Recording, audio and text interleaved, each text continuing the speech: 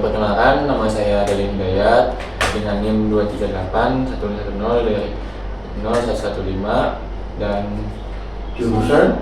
dari jurusan Pendidikan Agama Islam. Saya Munifah Nakhliah dari jurusan PAJ. Saya Lulu Berlanti dari jurusan PAJ. Kita bertemakan tentang nikah, cerai, talak, dan juga rujuk. Gitu. Mungkin langsung masuk aja ya. Ke yang pertama itu, kemudian nama Bapak dengan gelarnya Fahru Rozi, Fahru Rozi. MHI, Untuk jabatan di KUA ini Bapak sebagai Bapak Kepala KUA. Kepala KUA. Untuk Bapak tuh jadi Kepala KUA tuh udah berapa lama Pak di sini tuh Pak? Jadi Kepala KUA tuh? Di sini baru setahun. Oh, baru setahun. Terus ini langsung masuk ke topiknya aja ya Pak, mungkin seputar nikah. Yang pertama itu, kalau ada pasangan mau nikah di KUA, kira-kira apa saja yang harus mereka siapkan Pak? Persyaratannya. Iya, yang harus mereka siapkan buat nikah itu. Oh, persyaratan nikah itu surat pengantar dari desa atau kelurahan gitu. Ya cuman itu saja, selembar. Paling melampirkan KTP, KK, akte lahir, seperti itu. Terus ada tambahan dari kesehatan, itu surat keterangan sehat gitu. Itu aja. Oh, itu aja. Terus buat pertanyaan yang kedua itu, dari pendaftaran sampai akad nikah, prosesnya seperti apa Pak? Langkah-langkahnya tuh Pak, dari awal sampai akad nikah ijab kabulnya tuh. Ya itu bawa persyaratan dari desa, terus kemudian mengikuti bimbingan di KUA, bimbingan calon pengantin gitu. Terus nikah, akad nikah. Itu aja. Untuk penentuan jadwalnya itu dari KUA atau dari pihak si mempelai ya Pak? Apanya? Kalau menjadwalkannya tuh? Iya, jadwalnya kita di sini Senin Kamis, tapi ya kalau tidak sempat karena jauh, karena perantauan, ya kapan aja terserah ya. Yang penting batasannya tuh dalam 10 hari sebelum hari H gitu. Ada kewajiban mengikuti bimbingan gitu. Gitu. Terus buat pertanyaan yang ketiga itu, apakah ada layanan nikah gratis atau bantuan dari pemerintah? Kalau ada, siapa saja yang bisa mengaksesnya Pak? Nikah di KUA tuh udah gratis sekarang tuh, ya. Jadi nikah di KUA tuh gratis. Yang bayar itu nikah di luar KUA, di rumah, di gedung, itu bayar 600.000 gitu. Kalau di rumah pengen gratis pakai SKTM, surat keterangan miskin gitu. Ini sekarang udah gratis nikah di pencatatan nikah. Berarti kalau nikah di kantor KUA tuh gratis ya Pak? Iya, udah Kecuali di rumah bayar 600.000. di rumah bayar 600. Kalau miskin SKTM gratis gitu. Tinggal. Terus masuk ke pertanyaan yang keempat Pak ya. Masalah apa yang paling sering muncul saat pasangan mengurus pernikahan? Ya masalah yang sering yaitu akte lahir nggak punya kan gitu, paling bikin dadak dulu bikin akte lahir, karena akte lahir itu kan jarang-jarang ya orang-orang yang sudah dewasa udah ini. Kalau yang anak-anak sekarang udah kecil masih sekolah ya udah pada punya akte kan. Tuh paling akte lahir yang repot tuh, yang nunggu gitu bikin dulu gitu. Selain akte lahir ada lagi Pak permasalahannya? Ya paling itu surat cerai kalau buat yang janda duda tuh. Itu biasanya kan orang tuh nggak tahu gitu kan, digugat cerai atau tidak, didaftarkan resmi atau tidak cerainya gitu. Jadi pas mau nikah baru repot tuh nyari-nyari gitu. Ada nggak, punya nggak gitu. Pas kalau nggak punya kan jadinya akhirnya nikah siri gitu. Nikah agama. Terus buat pertanyaan selanjutnya itu, apakah KUA memberikan bimbingan atau pembekalan untuk calon pengantin sebelum menikah? Iya, wajib itu. Pembekalan itu seperti apa Pak? Kayak bimbingan tuh Iya, kayak gimana? bimbingan kayak penasehatan, yang ngasih gambaran rumah tangga seperti apa nanti gitu. Ya ngasih bekal lah, ya pembekalan gitu. Materi tentang rumah tangga, tentang hukum Islam gitu.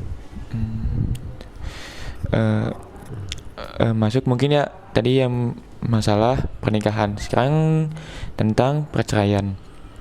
Pertanyaannya itu, di KUA bedanya proses cerai gugat dan cerai talak itu seperti apa Pak? Bedanya itu Pak? Cerai itu bukan di KUA ya. Kalau cerai itu sekarang tuh bukan sekarang, udah lama ya. Nggak di KUA cerai itu. Cerai itu di pengadilan agama. Iya. Nah, cerai di pengadilan agama. Dulu pernah nikah sama cerai di KUA tahun sebelum tahun 90 tuh. Jadi tahun 89 90 sudah pisah ke pengadilan gitu. Jadi cerai gugat tuh kalau istrinya yang menggugat, kalau cerai talak suaminya yang menceraikan gitu ke pengadilan, daftar ke pengadilannya tuh suaminya. Kalau yang daftarnya istrinya ya berarti cerai gugat gitu. Terus pertanyaan selanjutnya itu, bisa jelaskan nggak Pak alurnya secara runtutan mulai dari pasangan mengajukan permohonan cerai sampai akhirnya putusan perceraian itu resmi dicatat oleh KUA? Ada nggak Pak? Bukan KUA, pengadilan agama. Agama. Di sini. Iya, ya jangan terpaku ke situ. Iya.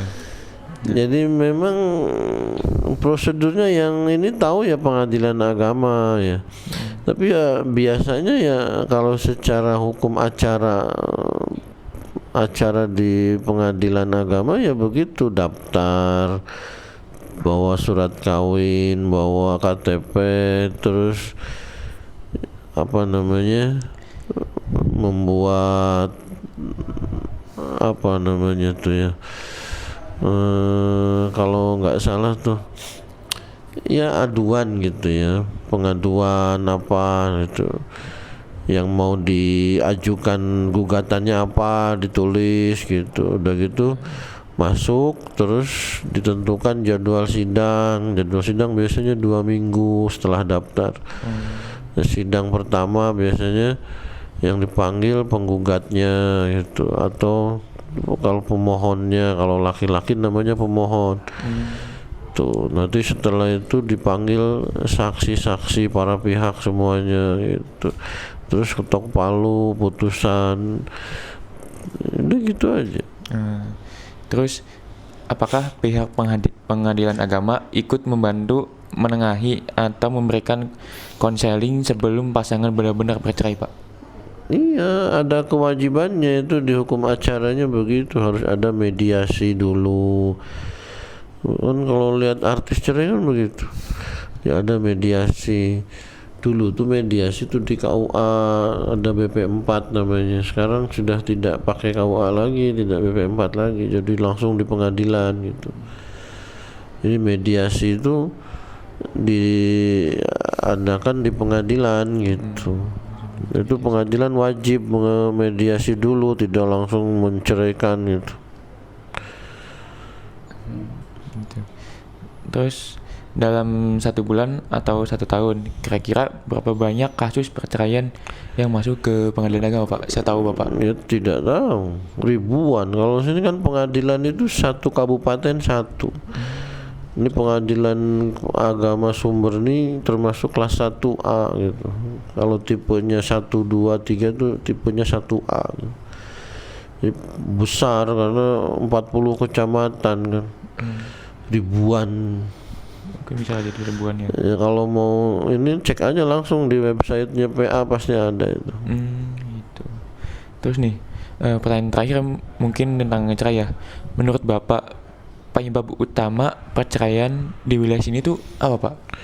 Menurut Bapak Ya, yang kita Bapak tidak lihat tuh? tahu persis karena bukan kewenangan KUA. Kalau yang cerai itu ya di pengadilan, nanti di situ ada alasannya apa gitu. Nah itu. Tapi yang hasil penelitian semua data-data ya udah jelas semua tuh, yang paling banyak di faktor ekonomi.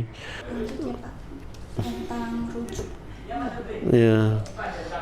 Kalau pasangan yang sudah cerai mau balik atau rujuk lagi itu di KUA prosedurnya bagaimana? Rujuk tuh setelah cerai di pengadilan ya.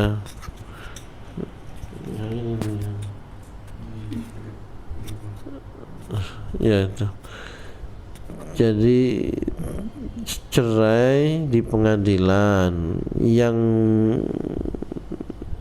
mengajukannya laki-laki, suami, itu namanya cerai talak, ya kan? Kalau yang mengajukannya perempuan namanya cerai gugat. Kalau cerai talak itu dalam hukum Islam disebutnya talak roj'i. Talak roj'i itu talak cerai yang bisa rujuk. Kalau yang perempuan yang mengadukan namanya khulu, gugat cerai itu dalam hukum Islam tuh. Nah khulu ini termasuknya bain. Bain itu tidak boleh rujuk, tidak bisa rujuk. Ya, rujuk itu ngomong aja hak suami merujuk istrinya, kan gitu, tanpa wali ya. Beda sama nikah. Kalau nikah kan harus wali yang menikahkan. Nah ini yang laki-laki suaminya setelah cerai dapat surat cerai, nanti langsung ke KUA selama masa iddah. Masa iddah itu masa tunggu. Iddahnya perempuan yang ditalak suami itu 3 kali suci menurut hukum Islam. Nah di KUA dipakainya 90 hari berdasarkan kompilasi hukum Islam Indonesia KHI. Jadi 90 hari, selama masa 90 hari itu bisa rujuk. Kalau sudah lewat tidak bisa rujuk. Kalau mau balik lagi harus nikah baru pakai wali. Sama yang istri yang menggugat cerai juga, kalau dia mau balik lagi bukan rujuk, namanya nikah baru. Itu jadi tinggal bawa surat cerainya, mengajukan permohonan rujuk ke KUA, terus nanti KUA-nya mencatat rujuknya gitu. Jadi tinggal ikrar rujuk suaminya, saya merujuk kamu gitu. Udah gitu aja, nanti ada saksi, tanda tangan selesai. Kemudian Nanti setelah rujuk itu surat rujuknya, akta rujuknya yang dari KUA tuh ya, surat pencatatan rujuknya itu dibawa ke pengadilan. Terus untuk mengambil sebuah buku nikah yang dulu dipakai cerai gitu. Jadi diambil lagi buku nikahnya.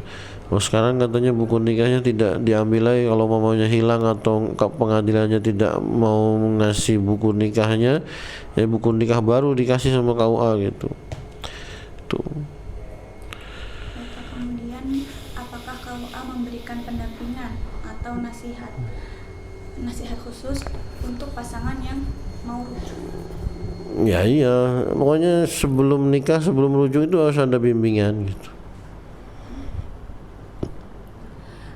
Terus pertanyaan selanjutnya ya Pak, bagaimana KUA memastikan rujuk itu sah menurut agama dan juga tercatat secara resmi? Iya, nanti dicatat kalau memang belum habis masa iddahnya gitu. Ini batasannya cuma sebelum iddah aja, sebelum habis 90 hari gitu.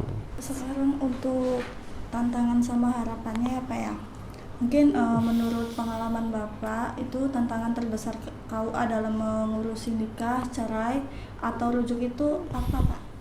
Masyarakat masih banyak yang nikah siri itu. Nah setelah nikah siri itu kan statusnya jadinya nggak jelas tuh. Kalau dia pengen cerai lagi, pengen nikah lagi, nah itu kan statusnya jadi nggak jelas gitu. Ya, padahal secara prosedurnya harusnya ke pengadilan dulu, isbat nikah namanya, terus nanti bikin surat cerai sekalian, terus nikah lagi.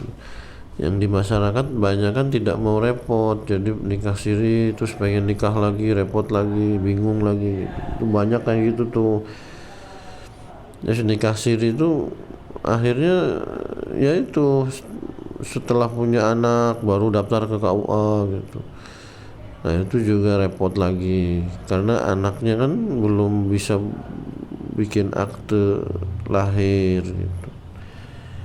Itu paling gitu. Jadi kita nih di KUA nih saingannya sama itu kawin siri itu ilegal. Terus apakah ada program atau kegiatan khusus di KUA ini untuk membantu pasangan memperkuat rumah tangga mereka, Pak? Ya ada. Kita nih nerima konsultasi itu kewajiban kita nih ya. Terus kita bikin tiap hari itu ya podcast, live streaming di TikTok gitu. Itu banyak gitu ya yang nanya, yang itu manfaat buat masyarakat. Itu sekarang zamannya sudah canggih. Terus penyuluhan agama juga kan sudah pada bikin konten-konten penyuluhan di masing-masing akunnya gitu.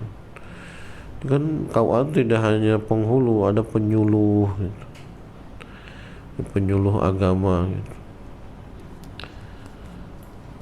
Kalau boleh minta saran, kebijakan apa yang menurut Bapak perlu diperbaiki atau ditambah oleh pemerintah terkait urusan perkawinan dan perceraian?